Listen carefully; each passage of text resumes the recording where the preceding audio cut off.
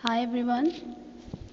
So today's topic is spermatogenesis. Let's see कि spermatogenesis क्या होता है. अगर simple definition के according चाहे तो spermatogenesis is the process by which sperm develops to become mature sperm capable of fertilizing an ovum. आपको इससे पहले reproduction में मैंने आपको क्या कहा था कि in order to reproduce an organism, two gametes are involved. The gametes are sperm plus ova. Okay.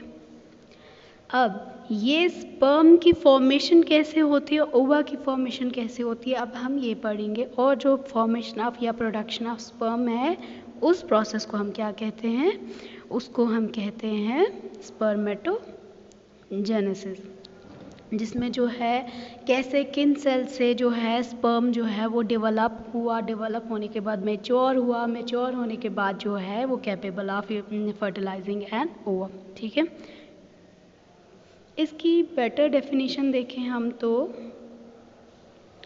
ठीक है, बेटर डेफिनेशन देखें तो it is the process in which spermatozoa are produced from spermatogonial sperm cells way of mitosis and meiosis.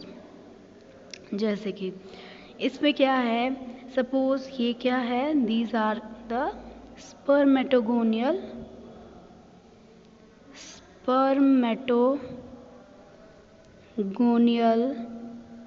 stem cell. Basically जो sperm बनते हैं वो किन से बनते हैं, स्पर्मेटोगोनियल स्टेम सेल से बनते हैं. ये स्टेम सेल जो है ये डेवलप होते हैं. डेवलप कहाँ होते हैं, टेस्टीज में. ठीक है, टेस्टीज में डेवलप होने के बाद जो है ये क्या होता है, पास ऑन हो जाते हैं और जो है फिर एजैकुलेशन होती है. लेटर ऑन ये क्या करता है, फ्यूज़ करता है किसके साथ, ओवा के साथ, और जिससे zygote and further embryo and further पूरा का पूरा फीटस बन जाता है. ठीक है, तो अब देखते हैं कि ड्यूरेशन क्या है. स्पर्मेटोजेनेसिस पूरे प्रोसेस को होने में 70 नियर अबाउट, एग्जैक्ट नहीं है, नियर अबाउट 74 डेज लगते हैं. अगर हम डक्टल सिस्टम ट्रांसपोर्ट, मतलब जब ये ट्रांसपोर्ट करता है डक्टल सिस्टम से होते हुए, उसको इंक्लूड करें तो पूरा का पूरा 3 मंथ लग जाते हैं स्पर्मेटोजेनेसिस करने में. ओके, यहाँ पे क्या है, अब इनकी लोकेशन कहाँ कहाँ पे स्पर्मेटोजेनेसिस, कहाँ कहाँ पे डेवलपमेंट, कहाँ कहाँ पे माइटोसिस मियोसिस होती है.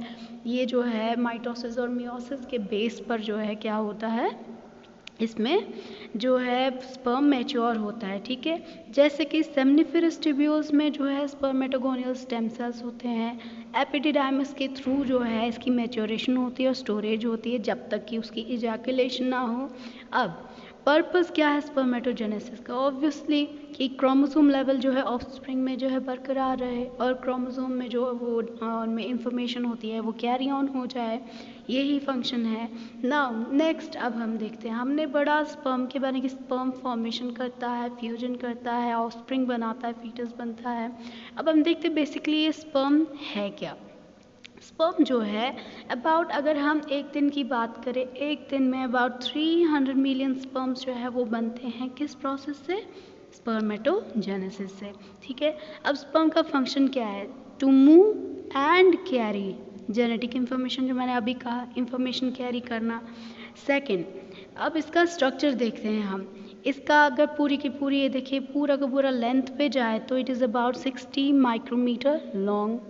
ये जो है 3 पार्ट्स में डिवाइड हुआ है. हेड, ये आया हेड, ये आया टेल. ठीक है, हेड मिडल पीस एंड ये आया मिडल पीस और टेल. ठीक है, हेड के बारे में पढ़ते कि हेड होता क्या है. देखिए यहाँ पर दिखाया हुआ है, this portion is head portion. Okay, head जो है इसकी लेंथ क्या है, 4 to 5 माइक्रोमीटर हेड ही है, जिसमें क्या प्रेजेंट होता है, न्यूक्लियस होता है. और इस न्यूक्लियस में क्या है, अबाउट 23 क्रोमोसोम हैप्लॉइड. क्यों, आपको मैंने कहा था ना गैमेट्स में जो है ना हाफ नंबर ऑफ क्रोमोसोम्स होते हैं, half from the mother and half from the father. जो क्रोमोसोम है देन लेटर ऑन ये जो है पूरा कंप्लीट सेट ऑफ क्रोमोसोम बन जाता है इन द ऑफस्प्रिंग. ठीक है, तो यहाँ पे क्या है, हैप्लॉइड नंबर है, 23 क्रोमोसोम नंबर ऑफ क्रोमोसोम है. अब इस पूरे के पूरे हेड में जो है अगर हम देखें ऐसे आया ना, तो इसका जो है 2/3 टू थर्ड पोर्शन जो है उसमें क्या प्रेजेंट है, एक्रोसोम। ठीक है, इसका जो फ्रंट पोर्शन है टू थर्ड पोर्शन एक्रोसोम इसको बोलते हैं। एक्रोसोम इसको बोलने पे क्या है, ये है एक्रोसोम। ठीक है, एक्रोसोम। एक्रोसोम में क्या है कि जब ओवा में एंटर, जब इसमें ओवम में एंट्री होती, एंट्री के लिए जो एंजाइम रिस्पॉन्सिबल है वो कहाँ पे प्रेजेंट होते हैं, वो इस ही एक्रोसोम में प्रेजेंट होते हैं। देखिए चलते हैं इसको पढ़ते हैं। तो न्यूक्लियस जो है वो कवर्ड है किससे, एक्रोसोम से है, जो क्या है, एक कैप लाइक वेसिकल है। देखिए ये है ना इसका कैप लाइक। ठीक है, ये जो है क्या है, कैप लाइक वेसिकल है, जो किससे फिल्ड किससे भरा हुआ है, ओसाइट पेनिट्रेटिंग एंजाइम।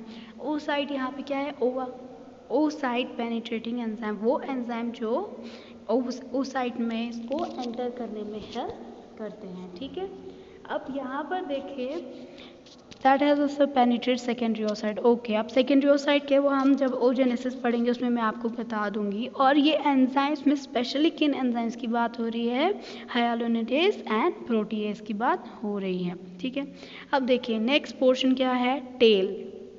ये आया हेड और ये आया टेल। टेल जो है फर्दर 4 पार्ट्स में डिवाइड हुआ है, neck, middle piece, principal piece and end piece.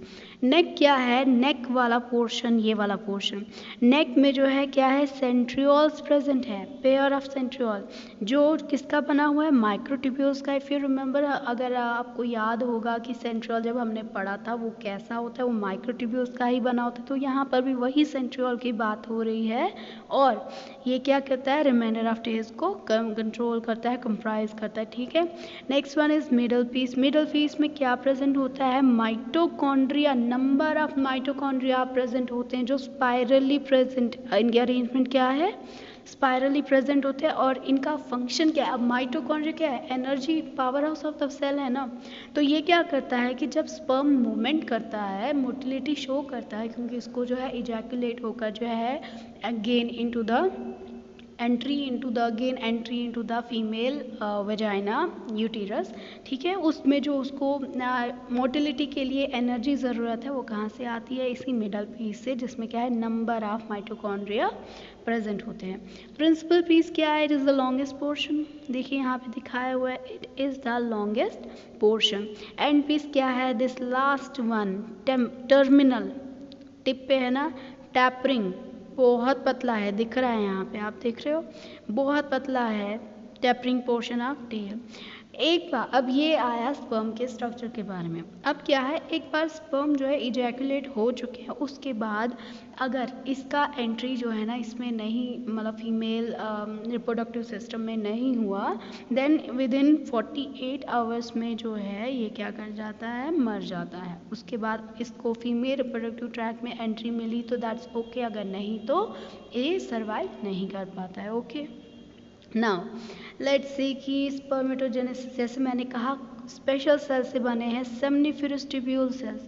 सेमनिफेरस tubule cell या फिर हम इनको स्पर्मेटोजेनिक सेल्स भी कहते हैं, यहाँ स्पर्म फॉर्मिंग सेल, स्पर्म ऐसे नाम से ही पता चलता है, द सेल्स दैट प्रोड्यूस या दैट फॉर्म स्पर्म, जिनको हम अलग से नाम जो है दैट इज स्पर्मेटोजेनिक सेल।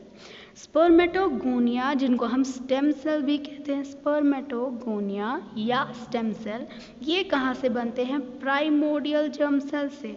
अब ये जो है कहाँ से, प्राइमोडियल जर्म सेल से बनते हैं। वो सेल्स जो रिस्पॉन्सिबल है स्पर्म प्रोडक्शन के लिए, फॉर्मेशन के लिए, वो सेल्स खुद से कहाँ से बनते हैं, प्राइमोडियल जर्म सेल्स।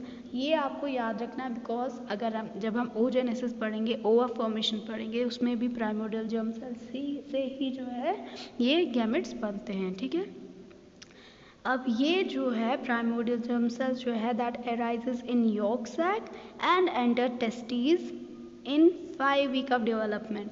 अभी ये वाले सेल जो है ना, ये कहाँ पे है, सेमनिफेरस ट्यूब्यूल सेल्स हैं, ये जो है टेस्टीज में एंटर नहीं किए हैं।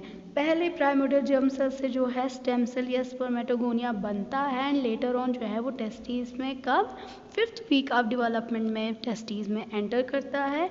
अब देखिए पूरा का पूरा प्रोसेस जो है जो स्पर्मेटोजेनेसिस है वो किस तरीके से होता है। देखिए, प्राइमरी स्पर्मेटोसाइट से जो है क्या बन गया, सेकेंडरी स्पर्मेटोसाइट से स्पर्मेटिड्स बन गया, उनसे जो है मैच्योर स्पर्म बन गया और वो ल्यूमन में चला गया।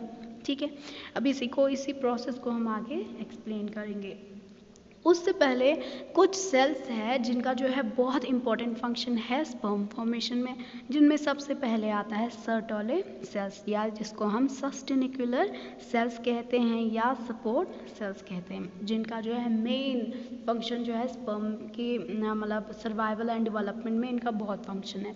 जैसे कि ये क्या करता है, tight junction form blood testis barrier, ये एक बैरियर बनाता है। सर्टोले सेल्स का क्या है कि ये बैरियर बनाते हैं जो इम्यून रिस्पॉन्स को प्रिवेंट करता है अगेंस्ट किसके, स्पर्म सेल सरफेस एंटीजन। जो स्पर्म सेल है, जैसे स्पर्म सेल है, इसके जो सरफेस पे जो एंटीजन्स प्रेजेंट है, इन एंटीजन्स को अपनी ही बॉडी इम्यून सिस्टम एक्ट ना करे, इसके लिए जो है क्या किया जाता है, ये जो है इसको बैरियर बनाता है जिससे इसको बचाता है। ओके, नेक्स्ट देखते हैं कि इनका काम क्या है। इट नरिशेस, जब तक कि ये with in the male reproductive tract में प्रेजेंट है तब तक ये क्या करता है, इसको स्पर्मेटोसाइट को नरिश करता है, स्पर्मेटिड्स को नरिश करता है, और लेटर ऑन जब मैच्योर स्पर्म भी होता है उन सबको टाइम टू टाइम जो है कंटिन्यूसली, जब तक कि फुली डेवलप स्पर्म जो है नहीं बन जाते तब तक सारा का सारा सर्टोले सेल उसको नरिशमेंट देता रहता है। और ये क्या करता है, फेगोस्टाइज एक्सेस स्पर्मेटिड साइटोप्लाज्म। स्पर्मेटिड जब बनते हैं, स्पर्मेटिड इनमें एक्सेस ऑफ साइटोप्लाज्म प्रेजेंट ना हो, उसको जो है उस एक्सेसिव साइटोप्लाज्म को रिमूव कर देता है, और ताकि स्पर्मेटोजेनिक सेल्स जो है उनकी मूवमेंट को कंट्रोल कर सके। और इसका फर्दर फंक्शन क्या है कि ये जो है इसी की मदद से स्पर्म रिलीज हो जाते हैं इनटू द ल्यूमन और produce fluid for sperm transport. ये काम कौन करता है, सर्टोले सेल्स या सपोर्ट सेल्स, इन्हीं का काम है जो स्पर्म को रिलीज करते हैं ल्यूमन में, और एक फ्लूइड प्रोवाइड ये स्क्रीट करते हैं जो क्या करते हैं, स्पर्म को ट्रांसपोर्ट करने में मदद करते हैं, और इनहिबिन जो हार्मोन है उसको जो है स्क्रीट करता है, और टेस्टोस्टेरोन या एफएसएच जो है इनके इफ़ेक्ट्स को, इनके फंक्शन को जो है कंट्रोल या रेगुलेट करता है। अब ये तो आया कि लेडिक सेल की कितनी इंपॉर्टेंस है, कि through out development of the sperm जो है वो सर्टोले सेल्स का बहुत ही ज़्यादा मेजर इम्पॉर्टेंट फंक्शन है। ठीक है, next one is Leydig cells, या जिनको हम इंटरस्टिशियल सेल्स भी कहते हैं। ये सेल्स कहाँ पे मिलते हैं, जो सेमनिफेरस ट्यूब्यूल्स है ना उनके बीच में जो है, ये वाले इन बिटवीन द सेमनिफेरस ट्यूब्यूल्स जो है वहाँ पर जगह जो स्पेस है उसके बीच में प्रेजेंट होते हैं। इनका क्या काम है, ये टेस्टोस्टेरोन्स को स्क्रीट करता है, और ड्यूरिंग फॉर्मेशन ऑफ एम्ब्रियो, जब आफ्टर फ्यूजन जाइगोट जब एम्ब्रियो में कन्वर्ट हो जाता है तो जो प्राइमोर्डियल जर्म सेल्स है वो क्या करते हैं, टेस्टिस में माइग्रेट करते हैं, और वहाँ पर जो है इमेच्योर जर्म सेल्स को स्पर्मेटोगोनिया बनाते हैं। वो इसी का काम है लेडिक सेल्स का। ठीक है, अब देखिए, अब हम प्रॉपरली देखते हैं कि स्पर्मेटोजेनेसिस होता क्या है। इससे पहले हम ये पढ़े, मैं आपको ऐसे थोड़ा सा समझा दूँ यहाँ पे कि बेसिकली स्पर्मेटोजेनेसिस जो है वो 3 पार्ट्स में डिवाइड हुआ है। सबसे पहला जो है 3 फेजेस में, ठीक है, multiplication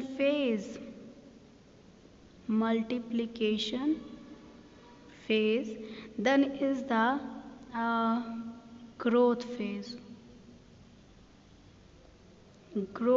phase, last one is maturation. ठीक है, मल्टीप्लिकेशन में क्या होता है, माइटोसिस होती है। थ्रू द माइटोसिस जो है क्या हो जाता है, जो स्पर्मेटोगोनियल स्टेम सेल्स है वो जो है रैपिडली मल्टीप्लाई करते हैं वन आफ्टर अनदर, रेपिटेडली ठीक है, कंटिन्यूस डिवीजन हो जाती है बाय माइटोसिस। फिर वो जो डिवाइडिंग सेल्स है उनकी ग्रोथ होती है और एट लास्ट जो है मैच्योरेशन, जिसमें जो है मियोसिस होती है। ठीक है, मियोसिस के थ्रू जो है क्या हो जाता है, वहाँ पर जो है हमारे पास स्पर्मेटिड्स बन जाता है। और इसके बाद क्या होता है, इसके बाद स्पर्मेटिड जब इसके बाद बन गया स्पर्मेटिड, फिर एक अनदर प्रोसेस होता है, ये स्पर्मेटिड जो है मैच्योर स्पर्म में कन्वर्ट हो जाता है। ठीक है, अब ये सारा कुछ जो है अभी हम पढ़ लेते हैं। ठीक है, ओके। अब मैंने पहले ही कहा अबाउट 74 डेज, या अबाउट जैसे यहाँ पे लिखा हुआ है 65 to 75 डेज जो है स्पर्मेटोजेनेसिस को कंप्लीट होने में लगते हैं। शुरू कहाँ होता है, ये स्पर्मेटोगोनिया स्टेम सेल्स जो है वहाँ पे शुरू होता है, जो क्या है डिप्लॉइड सेल्स हैं। ये स्टेम सेल्स जो है माइटोसिस होती है, मैंने पहले ही कहा ये कौन सा प्रोसेस है, ये मल्टीप्लिकेशन का प्रोसेस, ये फेज है। ठीक है, मल्टीप्लिकेशन, इसमें माइटोसिस हुई जो क्या करते हैं, जिसमें सेल्स जो है रैपिडली जो है वो क्या करते हैं, मल्टीप्लाई होते जाते हैं। और जो मल्टीप्लाई जो स्पर्मेटोगोनियल स्टेम सेल्स है, स्पर्मेटोगोनियल स्टेम सेल्स जो है ये by the process of mitosis, जब इसकी बहुत सारी माइटोसिस हो जाती है, ये किस में कन्वर्ट हो जाता है, प्राइमरी स्पर्मेटोसाइट्स, स्पर्मेटोसाइट्स। ठीक है, स्पर्मेटोगोनियल सेल्स जो है वो प्राइमरी स्पर्मेटोसाइट्स में कन्वर्ट हो जाते हैं, किस प्रोसेस से, माइटोसिस प्रोसेस से। और ये क्या है, रेपिटेड डिवीजन है। अब देखिए, अब ये प्राइमरी स्पर्मेटोसाइट्स भी जो है क्या है, ये डिप्लॉइड है, क्योंकि क्या स्टेम सेल भी डिप्लॉइड थे, माइटोसिस भी, माइटोसिस में जो है क्रोमोसोम नंबर डिक्रीज नहीं होता है बल्कि एग्जैक्ट रहता है, तो ये भी डिप्लॉइड है। और इसका जो है यहाँ पर डीएनए भी डिप्लॉइड हो जाता है। अब ये सेल यहाँ पर जो है क्या हो जाता है कि इसमें फिर ग्रोथ हो जाती है, ग्रोथ फेज, मिडल फेज, ये सारे के सारे सेल्स जो है प्रॉपरली ग्रो हो जाते हैं, डेवलप हो जाते हैं। और लेटर ऑन जब उनकी ग्रोथ हो जाती है, ग्रोथ के बाद उनका डीएनए डबल हो गया, एंड होते ही क्या हो गया, यहाँ पर जो है मियोसिस, पहली मैच्योरेशन फेज। अब हम ये क्या पढ़ रहे हैं, ये वाला फेज क्या है, maturation phase. Okay, maturation phase, जिसमें जो है क्या हो गया, मियोसिस होती है। सबसे पहले जो है meiosis, as we all know, इससे पहले हमने पढ़ा था कि मियोसिस जो है वो 2 स्टेप्स में होता है, meiosis first and meiosis second. ठीक है, तो मियोसिस फर्स्ट हो गया, जिसमें क्या होता है, होमोलोगस पेयर जो है लाइन अप होते हैं, क्रॉसिंग ओवर होता है, जो कि हमने मियोसिस फर्स्ट में पढ़ा, रिडक्शनल है ना, रिडक्शनल फेज है ये। फिर प्राइमरी ओसाइट्स जो है किस में कन्वर्ट हो गए, ये कन्वर्ट हो गए सेकेंडरी ओसाइट्स में। ठीक है, after meiosis first, primary oocytes जो है वो प्राइमरी स्पर्मेटोसाइट्स जो है सेकेंडरी स्पर्मेटोसाइट्स में डिवाइड हो गए, ये कन्वर्ट हो गए। अब प्राइमरी स्पर्मेटोसाइट्स क्या था, वो डिप्लॉइड था। आफ्टर मियोसिस इसका जो है ये रिड्यूस हो गया और क्या बन गया, ये जो है हैप्लॉइड बन गया। अब यहाँ पर जो है स्पर्मेटोसाइट्स के बाद क्या हुआ कि यहाँ पर 2 क्रोमेटिड्स जो है अटैच है सेंट्रोमियर, जो कि हमें पता है, जैसे ऐसे हमने मियोसिस में पढ़ा है, ऐसा वाला शेप का क्रोमोसोम जो है यहाँ पे बन गया। ये सेल्स जो है इसमें क्रोमोसोम कैसा होता है, इसी तरीके से होता है। मियोसिस फर्स्ट के एंड में 2 सेल्स बने। ठीक है, ये देख रहे हैं, ये वाला फेज, 2 सेल बन गए। ये है स्टेम सेल, स्टेम सेल में ग्रोथ हो गई, ग्रोथ होने के बाद जो है मियोसिस फर्स्ट एंड हमारे पास 2 सेल बन गए। ठीक है, अब मियोसिस सेकंड हो गया। मियोसिस सेकंड में क्या हो गया, 2 सेल्स जो है, 2 क्रोमेटिड्स जो है वो सेपरेट हो गए और हमारे पास जो है स्पर्मेटिड जो है 4, क्या है ना, 1, ये वाला देखिए, ये है स्पर्मेटिड, ये है स्पर्मेटिड। तो ये क्या है, 4 haploid cell of single chromatid at each meiosis से हमारे पास 4 स्पर्मेटिड्स बन जाते हैं, जो क्या है स्फेरिकल इन शेप होते हैं। ओके, नेक्स्ट देखिए, लेकिन अभी भी क्या हो गया, ये जो है सारे के सारे रिमेन्स अटैच। कैसे, यहाँ पर देखिए, इसमें मैं दिखा देती हूँ, ये देखिए स्पर्मेटिड बन तो गए, 4 स्पर्मेटिड बने, लेकिन ये सारे के सारे क्या है, remains attach to each other, अभी जो है ये अलग नहीं हुए हैं। किससे अटैच है भाई? साइटोप्लाज्मिक ब्रिजेस से। अब ये स्पर्मेटिड्स जो बने हैं, 4 स्पेरिकल स्पर्मेटिड्स बने हैं, अब ये कन्वर्ट हो जाएंगे किसमें? स्पर्मेटोसाइड, या फिर जिसको हम मैच्योर स्पर्म कहते हैं। तो किस प्रोसेस से होंगे? स्पर्मियोजेनेसिस से।